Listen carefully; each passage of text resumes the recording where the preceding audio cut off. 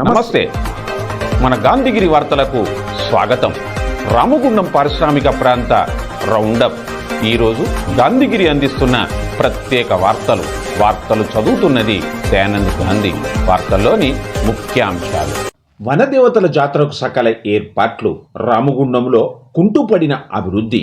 మంత్రుల సభాస్థలిని పరిశీలించిన ఎమ్మెల్యే వివరాలు. ఈ రోజు గాంధీగిరి వార్తలను సమర్పిస్తున్నది శ్రీకాంత్ కంటి దవాఖానా. కోల్బెల్ కు కంటిపాప, అన్ని వర్గాలకు వెలుగు కిరణం. డాక్టర్ శ్రీకాంత్ సారథ్యంలో వైద్య సేవల్లో శ్రీకాంత్ కంటి దవాఖానా. ఏప్రిల్ 15 నుండి ప్రతి గురువారం ఉచిత వైద్య నేత్ర శిబిరం. కంటి పొరకు ఆపరేషన్ 5,000 రూపాయలకే చేయబడును. లక్కం భిక్షపతి కార్యనిర్వహణలో శ్రీకాంత్ కంటి దవాఖానా, Lakshminagar, Godavarikhani. Phone number 8074911632.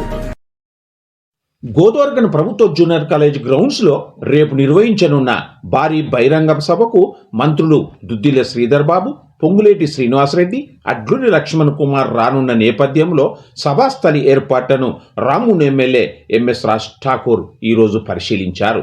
MLA వెంట మున్సిపల్ కమిషనర్, అదనపు జిల్లా కలెక్టర్ అరుణశ్రీ, సంబంధిత ప్రభుత్వ అధికారులు, కాంగ్రెస్ పార్టీ నాయకులు ఉన్నారు.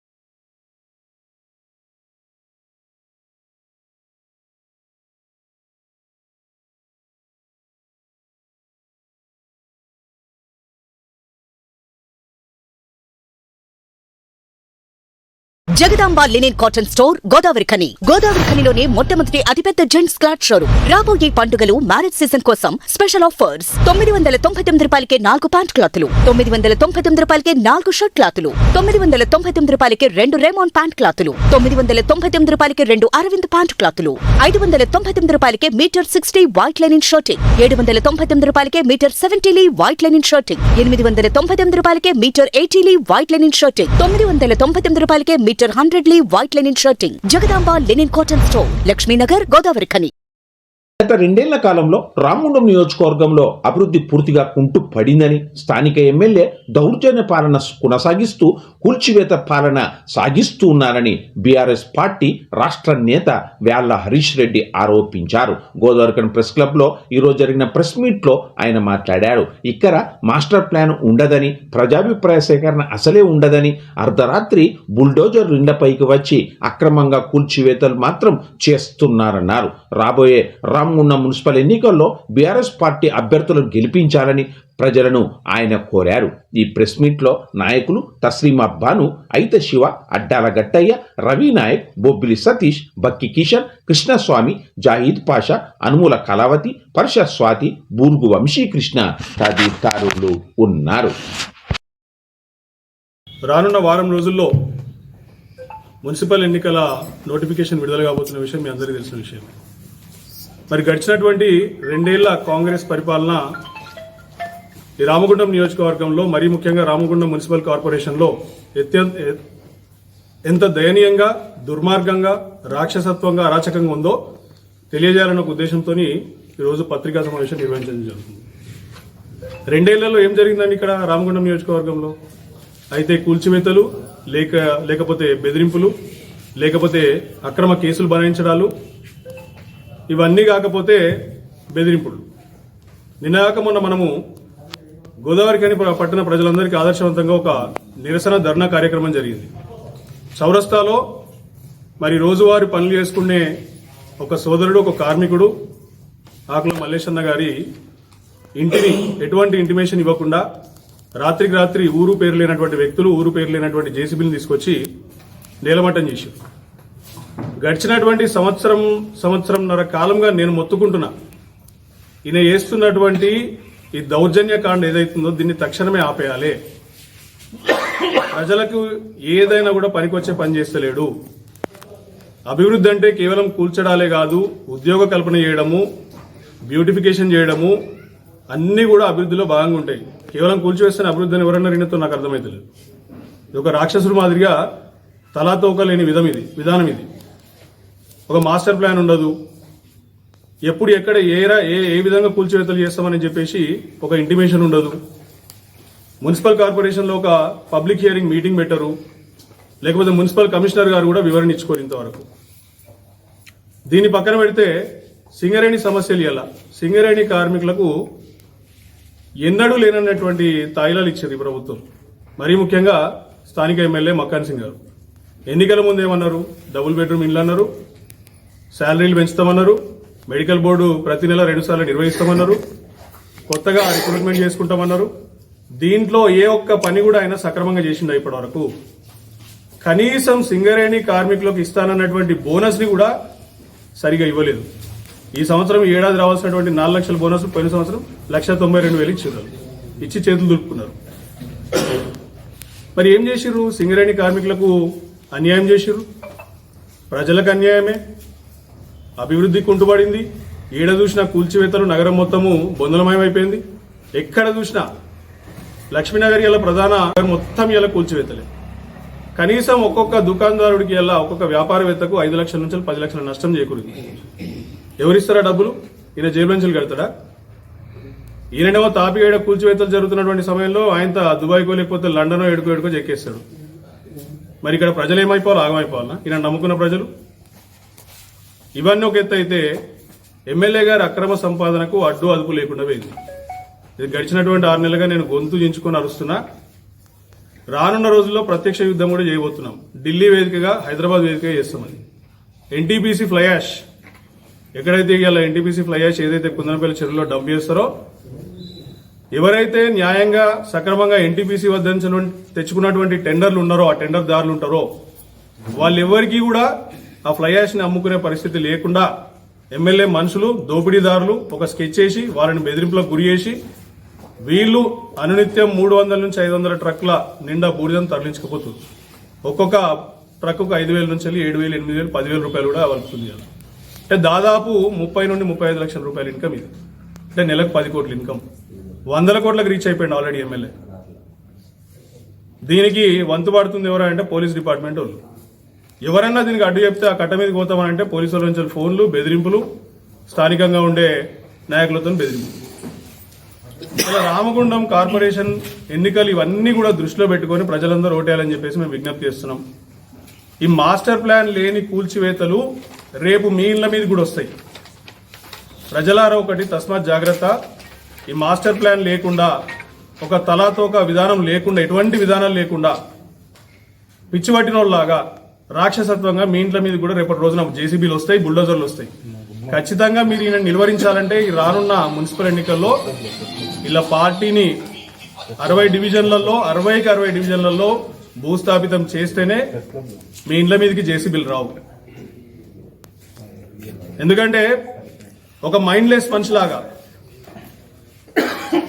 ఏదైతే ఈ ప్రక్రియ చేస్తుండో రాక్షసత్వంగా, దీన్ని ఖచ్చితంగా కట్టడియాలంటే మీరు అందరూ కూడా ఈ ఎన్నికల్లో ఆయనకు బుద్ధి చెప్పాల్సినటువంటి అవసరం ఉందని చెప్తూ, మన గోదావరి ఖనిలో మొట్టమొదటిసారిగా ఎక్స్పో 2026 ఇప్పుడు శారదానగర్ ప్రభుత్వ డిగ్రీ కళాశాల గ్రౌండ్ నందు తప్పక విచ్చేయండి. కాశ్మీర్ అందాలు, జలకన్యల విన్యాసాలు, చిన్నారులు, యువత, కుటుంబాలను ఆకట్టుకునే విధంగా రకరకాల అమ్యూజ్మెంట్ రైడ్స్, వినోదాత్మక కార్యక్రమాలు.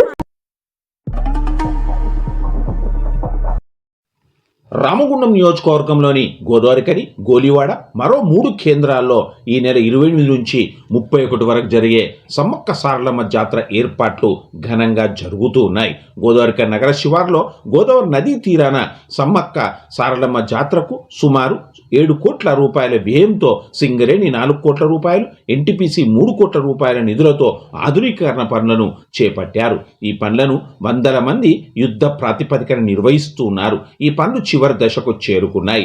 మినీ మేడారంగా పిలువబడే ఇక్కడి జాతరకు గతంసారి 4 నుంచి 5 లక్షల మంది భక్తులు వచ్చినట్లుగా చెప్తుండగా ఈసారి 7 లక్షల నుండి 10 లక్షల మంది భక్తులు వచ్చే అవకాశం ఉందని జాతర కమిటీ భావిస్తున్నారు. అందుకే ఎలాంటి అసౌకర్యాలు లేకుండా, భక్తులు ఇబ్బందులు లేకుండా దర్శనం, స్నానవాటికలు తదితర సౌకర్యాలు సమకూరుస్తూ ఉన్నారు. కాగా సర్వాంగ సంగులతో వైభవంగా నిర్వహించ తలపెట్టిన గోదావరికని, బ్రాహ్మణపల్లి తదితర జాతరలకు భక్తులు అధిక సంఖ్యలో హాజరు కావాలని రామగుండం ఎమ్మెల్యే మక్కాన్ సింగ్ రాజ్ ఠాకూర్ కోరారు.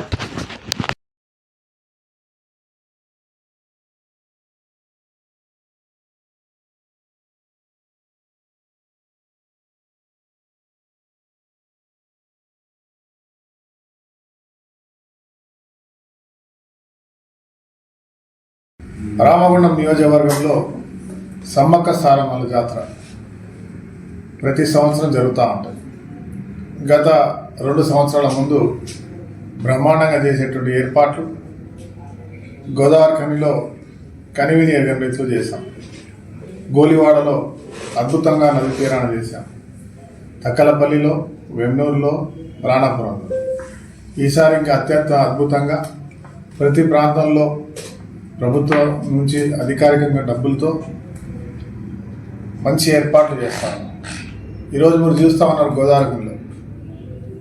దయచేసి చెప్తా ఉన్నాం అందరినీ రాజకీయాలకు అతీతంగా సమ్మక్క సారమ్మలను దేవతలను నమ్మేటువంటి హిందూ, ముస్లిం, సిక్కు ఏ ఒక్క కులమం కాకుండా ప్రతి ఒక్కరూ వనదేవతలుగా ఒక పోరాట ప్రతిమను చూపి ఒక దేవతలుగా ఉన్నటువంటి పేదవారి కష్టాలను, వారి కోరికలు నెరవేర్చే దేవతలుగా ప్రసిద్ధిగాంచినటువంటి అమ్మవార్లను మరి మేడారమే కాదు, ఈరోజు చిన్న మేడారంగా బ్రహ్మాండంగా నడిచేటువంటి గోదావరి ప్రాంతంలో ప్రతి ఒక్కరూ వచ్చి దర్శనం చేసుకొని అమ్మవారి ఆశీస్సులు తీసుకొని ఈ ప్రాంతాల్లో అత్యద్భుతంగా జరుగుతున్నటువంటి సమ్మక్క సారక్కలను మీరే కాకుండా మీ బంధువులకు, మిత్రులకు, రాష్ట్ర వ్యాప్తంగా వీలైనంత వరకు తెలిసిన వారందరినీ కూడా ఆహ్వానించి అమ్మవారి దర్శనం చేయించాల్సిందిగా మీ ద్వారా ప్రతి ఒక్కరిని కూడా కోరుతాము.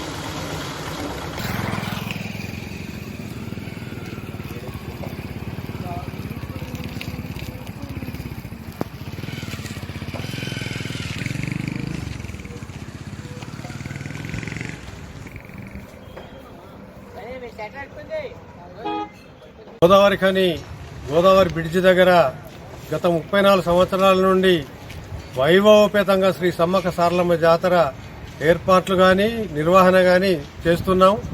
ఎలాంటి ఆటంకం ఇప్పటివరకు జరగలేదు అమ్మవారి దయ వల్ల. పోయిన సంవత్సరం పోయిన జాతరకి ఎమ్మెల్యే మక్కాన్ సింగ్ రాజ్ ఠాకూర్ గారు ఎమ్మెల్యేగా గెలిచిండ్రు. అప్పుడు సమయం సుమారుగా 2 నెలలే ఉండే. అయినా కూడా ఎంత నీట్నెస్ అంటే క్లీనింగ్, గ్రౌండ్ కానీ ఏది కానీ వారి ఆధ్వర్యంలో బ్రహ్మాండంగా జాతర జరుపుకోవడం జరిగింది. ఈసారి వారు అప్పుడు ఉన్నటువంటి పొరపాట్లేంటి, లోటుపాట్లేంటి అవన్నీ చూసి మనకు సుందిల బ్యారేజ్ వల్ల గ్రౌండ్ అంతా లోపలికి ఉండడం వల్ల వారు గమనించి ఈసారి పూర్తిగా దీన్ని రిమ్యునరేషన్ చేయాలనే ఆలోచన. రెండవది మేడారంలో ఏ విధంగా చేస్తున్నారో ఆ విధంగా గద్దెలు కూడా రావాలి నాకు అని వారు తలంపు పెట్టి సింగరేణి యాజమాన్యాన్ని, ఎన్టీపీసీ, ఆర్ఎఫ్సీఎల్ను ఒక్కటి చేసి సుమారు 6 నుంచి 7 కోట్ల బడ్జెట్ తోటి పునర్నిర్మాణ కార్యక్రమం చేయడం జరుగుతుంది. పూర్తిగా వారు ఎప్పటికప్పుడు వారు వస్తూ వారు సూచనలు చేస్తూ ఈ నిర్మాణ కార్యక్రమం మొత్తం జరుగుతుంది. దానికి ముఖ్యంగా సింగరేణి సీనన్న, దీటి బాలరాజు గారు ఎప్పటికి పర్యవేక్షిస్తున్నారు. వారు లేనప్పుడు వారు ఉంటే వారు తప్పకుండా ఏదో రోజు సమయం సాయంత్రం పొద్దున్న వచ్చి అవసరమైన వాళ్ళని దొబ్బులు పెట్టి కూడా ఈ కార్యక్రమాన్ని దిగ్విజయంగా పూర్తి చేయాలని వారు తలంపుతో ఉన్నారు. వారికి మేము కమిటీ తరఫున పూర్తిగా ధన్యవాదాలు తెలుపుకుంటాం. శ్రీ ఎమ్మెల్యే మక్కన్ సింగ్ రాజ్ ఠాకూర్ దంపతులతోటి చేతుల మీదుగా 7 తారీఖు నాడు బుధవారం నాడు పునర్ప్రతిష్ఠ కార్యక్రమం కూడా జరిగింది. అప్పటి నుంచి భక్తుల సందడి జరుగుతూనే ఉన్నది. వారి ద్వారా పునఃప్రతిష్ఠ కార్యక్రమం కూడా జరిగింది. సుమారుగా ఈ సంక్రాంతి వరకు గ్రౌండ్ లోపల ఎట్టి పనులు ఉండొద్దు అనే ఉద్దేశంతో మేము కూడా ఎంబడబడి అన్ని పనులు చేయిస్తున్నాం. సుమారుగా సంక్రాంతి వరకు తప్పకుండా పనులు అవుతాయి. రాత్రి పగలు అయినా కూడా ఇట్టి పరిస్థితిలో గ్రౌండ్ లోపల ఏం ఉంచమని తలంపుతో ఉన్నాం. దానికి అందరు సహకరిస్తున్నారు, ఎక్కువ మందిని పెడుతున్నారు. అవన్నీ తప్పకుండా అవుతాయి. మిగతా పనులు బయటి పనులు ఏమైనా ఉండేది ఉంటే ఆ సంక్రాంతి 15 నుంచి 20 వరకు కంప్లీట్ చేసి 20 నుంచి మాకు అంటే పూజా కార్యక్రమానికి ఏమేం కావాలో అవే మాత్రమే ఆలోచన చేయాలని అనుకుంటున్నాం. కాబట్టి మక్కన్ సింగ్ రాజ్ ఠాకూర్ గారికి ఇంతటితో గాంధీగిరి వార్తలు సమాప్తం. నమస్కారం.